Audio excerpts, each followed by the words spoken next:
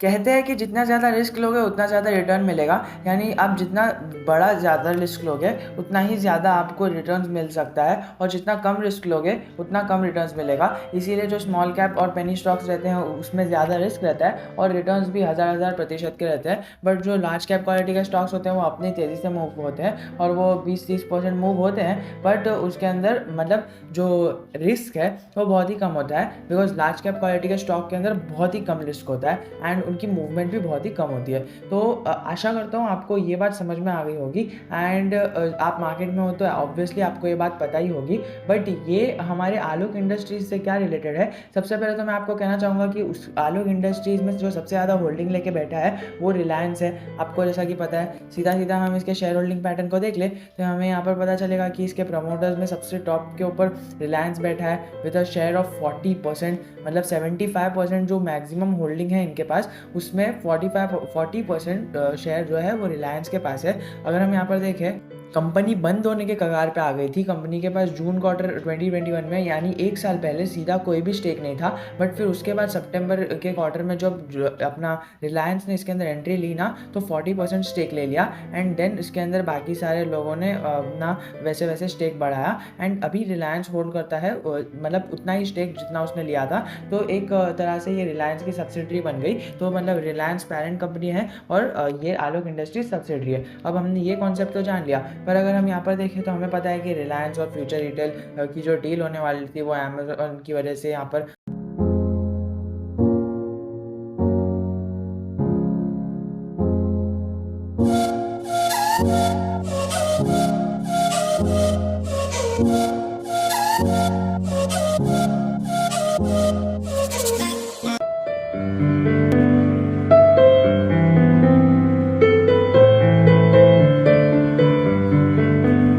हमें कहीं ना कहीं ये सुप्रीम कोर्ट पे मामला जाता हुआ दिखा है। और अभी यहाँ पर है ना एस्टिमेट्स बता रहे हैं, एक दिन पहले रिपोर्ट आई है, आपके सामने यहाँ पर पूरा आर्टिकल है एंड मैं वो आर्टिकल पढ़ के आपको पूरा टाइम वेस्ट नहीं करूँगा।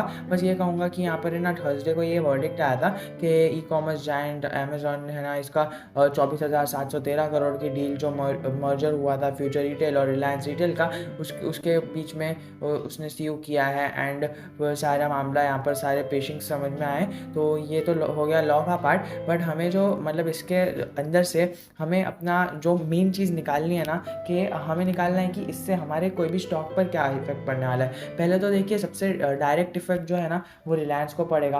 फिर सेकेंड इफेक्ट जो पड़ेगा ना वो कई सारे लोग इसे भूल जाएंगे, बिकॉज ये आलोक इंडस्ट्रीज पे पड़ेगा। तो अगर आपके पास रिस्क टेकिंग कैपेसिटी ज़्यादा है, यानी आप ज़्यादा रिस्क ले सकते हो, तो आप ज़रूर की ज़रूर मतलब आप ज़रूर की ज़रूर इसके अंदर एंट्री ले सकते हो, ताकि एक महीने बाद जब इसका रिजल्ट आए तब आप इसका अच्छा फ़ायदा उठा सकते हो। यहाँ पर दिखा है कि यहाँ पर it will take around 1 month to come out with the result. तो यहाँ पर एक आध महीना लगेगा रिजल्ट आने में, सुप्रीम कोर्ट की तरफ से लास्ट बयान होने में। और यहाँ पर लिखा तो नहीं है, बट यहाँ पर इन्होंने बताया था कि रफ एस्टिमेट्स है कि एक आध महीना लगेगा।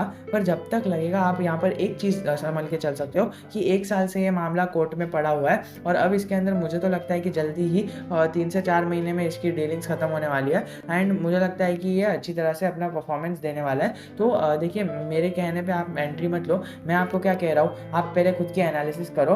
ये सैटरडे संडे का टाइम है आपके पास, आप एनालिसिस कर लो और फिर आप एक बार देख लो कि आपको क्या लगता है, क्या ये शेयर ऊपर जाएगा, क्या ये शेयर नीचे जाएगा। अगर आपको लगता है कि शेयर ऊपर जाएगा तो आप है ना जितनी आपकी रिस्क टेकिंग कैपेसिटी है उतना पैसा आप लगा सकते हो स्टॉक में और उसको छोड़ सकते हो एक जितना जब तक ये डील नहीं होती है एंड सुप्रीम कोर्ट का मामला सामने नहीं आता है, जो रिजल्ट है वो सामने नहीं आता है। एक बार रिजल्ट सामने आ गया तो आपको पता है कि बम्पर रिटर्न्स रिलायंस को तो देखने मिलेंगे। जिस तरह रिलायंस पहले की तरह हर दिन उसके टॉप गेनर्स में रहता था और कहीं कुछ ना कुछ नया उछाल देखने मिलता था, उस तरह रिलायंस में रहेगा। बट जो दूसरा उछाल रहेगा वो यहाँ पर आलोक इंडस्ट्रीज़ में हमें कहीं ना कहीं देखने मिल सकता है। और अगर आपको नीचे के लेवल्स पर लगता है आपको कि ये नीचे जा सकता है एंड ऑल दैट, तो आप वहाँ पर रिजल्ट के दिन आपका वेट कर सकते हो एंड देन आप उसको शॉर्ट करके भी अपना पैसा बना सकते हो। बट हमें यहाँ पर देखना है कि इन्वेस्टमेंट पर्पज से अगर जिसको फ्रेश एंट्री लेनी है ना, तो आप यहाँ पर पहले यहाँ पर इसका बिजनेस मॉडल समझ लो और समझ लो कि अगर फ्यूचर रिटेल का जो वो है, फ्यूचर रिटेल एंड रिलायंस का अगर डील उनके फेवर में नहीं आती है, तब इस स्टॉक का क्या होगा। तब ये स्टॉक का आपको क्या होगा, आप पहले तो देख सकते हो BSE NSE पर दोनों पर लिस्टेड है और ये टेक्सटाइल बनाती है। टेक्सटाइल से मतलब लेदर, अपैरल प्रोडक्ट और ये सारी चीज़ें बनाती है। तो आपने इसका बिजनेस मॉडल समझ लिया कि टेक्सटाइल से रिलेटेड बिजनेस है। अगर हम इसके 2009 के ईयर ऑन ईयर देखें ना, 2009 2010 के सेल्स को, तो यहाँ पर 2000 4000 6000 8000 19000 22000, फिर 2016 में थोड़ी सी सेल्स डाउन हुई, फिर 17 में और डाउन हो गई, फिर 18 में और डाउन हुई, 19 में और डाउन हुई, 20 में भी डाउन हो गई और फिर बाद में 21 में बढ़ी है। और यहाँ पर अभी का आप देख सकते हो कि रफ एस्टिमेट्स बता रहे हैं कि यहाँ पर 4000 थोड़ा बढ़ने वाला है। तो आप समझ सकते हो कि कहाँ से सेल्स डाउन हुई। 2017 से सेल्स में गिरावट आई, उसका मेन रीज़न भी चैनल पे अपलोडेड है। बट अगर आप यहाँ पर इसका रेवेन्यू देखोगे ना 2016 से, तो यहाँ पर मुझे तो नहीं लगता है दिखेगा। ओके, यहाँ पर ऊपर चले जाते हैं, तो रेवेन्यू सेक्शन में चले जाते हैं। ओके, यहाँ पर 2017 से वहाँ पर स्टॉक में गिरावट हुई थी ना, तो यहाँ पर रिजर्व्स देख सकते हो आप। रिजर्व्स है ना 2018 से ना माइनस में चले गए। वो कहाँ के रिजर्व्स देख सकते हैं, मतलब उनके पास पैसा है ना 5-5 हज़ार करोड़ पड़ा रहता था, वो थोड़ा सा कम हो गया। बट उसके बाद देखो आप 16-17 16.5 करोड़ का मतलब घाटे में, मतलब उतना उनको भरने का है। फिर 14.5, फिर 10, फिर 16, फिर मतलब ये ग्रेजुअली कम हो रहा था। फिर 2021 में इनकी सेल्स भी कम हुई है और रिजर्व्स भी कम हो गए हैं और भी ग्रेजुअली थोड़ी कम हो गई है। But according to the quarter on quarter आप यहाँ पर देख सकते हो 2020 में थोड़ा सा ज़्यादा बोरिंग्स हो गई थी, बट ये खैर बोरिंग्स चलती रहती है। तो आप देख सकते हो कि रिजर्व माइनस में है, बोरिंग्स ज़्यादा है और ये सब बेच के भी इन्हें कितना होगा। अगर हम इसके एसेट्स की बात कर ले तो इन्होंने अपने एसेट्स को भी कम कर दिया है। तो आप यहाँ पर एकदम अंदाज़ा लगा के देख सकते हो कि ईयर ऑन ईयर इनका एसेट्स भी कम हो गया है। तो मुझे तो नहीं लगता है फिलहाल तो इसके अंदर लॉन्ग टर्म इन्वेस्टमेंट करना चाहिए, because the alternative of Alok industries is Trident industries, जिसके बारे में हमने इसके पहले भी वीडियोस बनाए थे। यहाँ पर आप देख सकते हो मार्केट कैप में तो सबसे ऊपर ही बैठा हुआ है, लेकिन आपको देखना है कि उसका कैसा बिजनेस है और कितना आगे जाके उसका स्कोप है बढ़ने का। यहाँ पर आप देख सकते हैं सेल्स ग्रोथ है ना over the past 5 years negative he decline हो रही है और इंटरेस्ट कवरेज रेशियो भी कम है। और ये बस बता रहे कि इसका जो क्वार्टर रिजल्ट है वो एक्सपेक्टेड है, मतलब गुड। और अगर यहाँ पर हम एक नॉर्मल सी जनरल सी डिलीवरी की परसेंटेज की बात कर लेना, तो हमें यहाँ पर देखेंगे कि इसका वॉल्यूम नॉर्मली यहाँ पर तो बेरिश मोमेंट दिख रहा है according to the MC indicators, मतलब मूविंग एवरेज और टेक्निकल इंडिकेटर्स बेरिश बता रहे और moving average crossover neutral बता रहे। इसका मतलब इन ऑल हमें बेरिश मोमेंटम दिख रहा है। अगर हम इसके कल के वॉल्यूम की बात कर लेना, तो इसके अंदर 60% की डिलीवरीज उठाई गई थी, जो एक थोड़ा सा एबनॉर्मल, मतलब नॉर्मल से थोड़ा सा ज़्यादा है। बिकॉज अगर आप नॉर्मल देखोगे ना तो नॉर्मल 50 के नीचे ही रहता है और ये सीधा 60 तक पहुँच गया, तो थोड़ा एक उसके अंदर कुछ मूवमेंट हुई है। तो आप मंडे के मार्केट में इसको नज़र रख के देख सकते हो। क्या पता वो मंथली एक्सपायरी थी इसकी वजह से हुआ, या फिर आप क्या कुछ और कह सकते हो।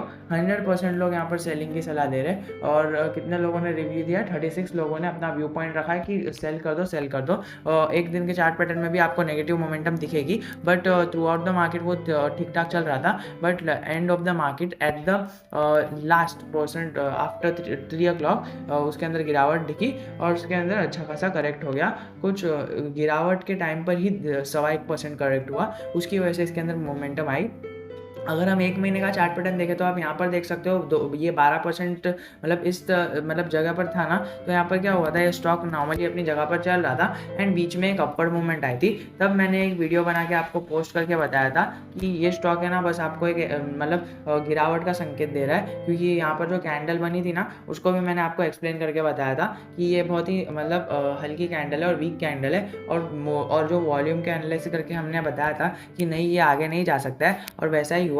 उसके बाद से यहाँ पर ये 13% करेक्ट हो चुका है। अगर एग्जैक्ट फिगर अगर यहाँ से पकड़े ना हम अगर, तो यहाँ पर देख सकते हैं 13.25%, मतलब आप समझ सकते हैं कितनी बड़ी गिरावट से आप मतलब अगर आपने ये सोच के कर लिया होगा तो आप बच गए होंगे। अगर आप यहाँ पर देखोगे तो 1 ईयर के चार्ट पैटर्न में इसने अपने मतलब एक रेंज बाउंड में ही कंसोलिडेट किया है और ना ऊपर तो बीच में गया ही नहीं है, मतलब एक नीचे के ट्रेंड में ही जाता हुआ हमें स्टॉक दिख रहा है। और अगर हम इसके मैक्स चार्ट पैटर्न की बात करें तो मैक्स चार्ट पैटर्न भी हमें एक रेंज में ही दिखता है। यानी अगर आप इसको मतलब ऐसा as a long term investment try करना चाहते हो ना, तो आप इसको मतलब रहने दीजिए। बिकॉज ये देखिए कितने में गए साल मतलब लिस्ट हुआ था मार्केट में, वेब 2020 से डेटा है इसका, और 53% रिटर्न दिया है। बट अगर आप इसको मतलब ये बीच वाली की जो मूवमेंट है ना, इस पैनिक को हटा दो, ये जो ऑपरेटर्स का गेम था उसको हटा ही दो, और अगर यहाँ पर देखोगे ना तो आपको पता चलेगा कि ये मतलब रेंज बाउंड रहता है, या तो थोड़ा सा मतलब हल्का हल्का हल्का हल्का ऊपर की तरफ जाएगा या फिर नीचे की तरफ जाएगा, और वो एक रेंज बाउंड ही रहेगा। ये अपने रेंज को बहुत ही हार्डली मतलब बहुत कम बार तोड़कर ऊपर जा सकता है। और अगर हम NSE की बात करें ना, तो ये स्टॉक हमें ना इंट्राडे या फिर स्विंग ट्रेड के लिए बहुत ही अच्छा है, बिकॉज इसके अंदर जो न्यूज़ आ रही है वो इस स्टॉक के लिए अच्छी है। 4 करोड़ 40 लाख शेयर्स का जो है, नहीं 44 लाख का जो है यहाँ पर माल जो ट्रेडेड है, क्वांटिटी ट्रेडेड है, और 1000 CR का यहाँ पर डिलीवरी क्वांटिटी मतलब ट्रेडेड है। और अगर हम यहाँ पर देखें 60% की डिलीवरीज उठाई गई है। तो ओवरऑल स्टॉक की बात करूँ ना, तो इससे अच्छा हमें ना ट्राइडेंट मिल रहा है, और उसका मार्केट कैप भी कम है इससे। तो इससे क्या होगा ना, मार्केट कैप जितना कम होता है उतना ज़्यादा मतलब हमें मतलब इम्प्रूवमेंट का स्कोप होता है और एक्सपेंशन का स्कोप होता है। अब फॉर एग्जांपल अगर बालाजी वेफर्स, आपने सुना होगा नाम, अगर आपको अपने वेफर्स लॉन्च करने हैं तो आपके पास पूरा मार्केट है कैप्चर करने के लिए, ठीक है, आपके पास बहुत सारी जगह है कैप्चर करने के लिए। बट बालाजी वेफर्स ने मतलब ऑल ओवर द इंडिया अपना मार्केट कैप्चर करके रखा है, तो उसको है ना मतलब ग्रोथ का मतलब है हाँ, जितने पेड़ बढ़ेंगे उतना ज़्यादा उनका बिजनेस बढ़ेगा। But over the period of time है ना ऐसा हो जाता है कि ये सारी इंडस्ट्रीज़ को है ना, बड़ी बड़ी इंडस्ट्रीज़ को उन्हें ना एक जगह पर जाके ना वहाँ पर अपना बिजनेस सेटअप करने की ज़रूरत ही नहीं पड़ती है, क्योंकि ऑलरेडी पूरी जगह पर बिजनेस है, तो वो कहाँ पर करेंगे ना। बट अगर आपने अभी अपना बिजनेस चालू किया है तो आपके पास ऑल ओवर द इंडिया है अपना बिजनेस को सेटअप करने के लिए और अपनी गुडविल को बढ़ाने के लिए। तो ओवरऑल यही कहना चाहूँगा, जिसका मार्केट कैप कम रहता है उसके पास एक्सपेंशन और आगे ग्रोथ पोटेंशियल बहुत ज़्यादा रहता है। तो अगर मुझे सिलेक्ट करना होता आलोक इंडस्ट्रीज वर्सेस ट्राइडेंट, तो मैं हमेशा ट्राइडेंट की तरफ ही अपना पल्ला मोड़ता, और उसका जो पी है वो भी बहुत ही कम है इसके पी के मुकाबले, और वो थोड़ा सा डिविडेंड भी देता है जो ये डिविडेंड नहीं देता है। ROC इसका नेगेटिव है और शो नहीं कर रहा है, उसके अंदर ROE भी पॉजिटिव है। तो आशा करता हूँ वीडियो पसंद आया होगा। Any doubt, just I am a comment away from you. तो जय हिंद, जय भारत।